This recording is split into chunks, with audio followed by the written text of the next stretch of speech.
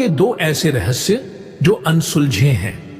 हिंदू धर्म या कहें कि भारतीय संस्कृति में प्रचलित और ग्रंथों में उल्लेखित भारत के 29 ऐसे रहस्य हैं जो अभी तक अनसुलझे हुए हैं, और संभवतः उनमें से कुछ का रहस्य मानव कभी नहीं जान पाएगा।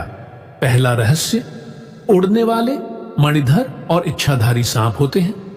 सभी जीव जंतुओं में गाय के बाद सांप ही एक ऐसा जीव है जिसका हिंदू धर्म में ऊंचा स्थान है। सांप एक रहस्यमय प्राणी है। देश भर के गांवों में आज भी लोगों के शरीर में नाग देवता की सवारी आती है। शिव के प्रमुख गणों में सांप भी है। भारत में नाग जातियों का लंबा इतिहास रहा है।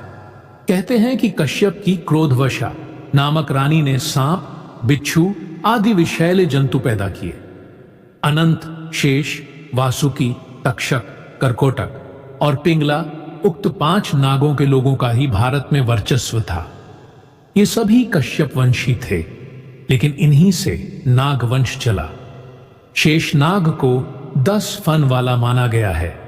भगवान विष्णु उन पर ही लेटे हुए दर्शाए गए हैं। उड़ने वाला और इच्छाधारी नाग माना जाता है कि 100 वर्ष से ज्यादा उम्र होने के बाद सर्प में उड़ने की शक्ति आ जाती है। सर्प कई प्रकार के होते हैं, मणिधारी, इच्छाधारी, उड़ने वाले, 1 फनी से लेकर 10 अफनी तक के सांप जिसे शेषनाग कहते हैं। नीलमणिधारी सांप को सबसे उत्तम माना जाता है। इच्छाधारी नाग के बारे में कहा जाता है कि वह अपनी इच्छा से मानव, पशु या अन्य किसी भी जीव के समान रूप धारण कर सकता है। हालांकि वैज्ञानिक अब अपने शोध के आधार पर कहने लगे हैं कि सांप विश्व का सबसे रहस्यमय प्राणी है और दक्षिण एशिया के वर्षा वनों में उड़ने वाले सांप पाए जाते हैं। उड़ने में सक्षम इन सांपों को क्रोसोपेलिया जाति से संबंधित माना जाता है।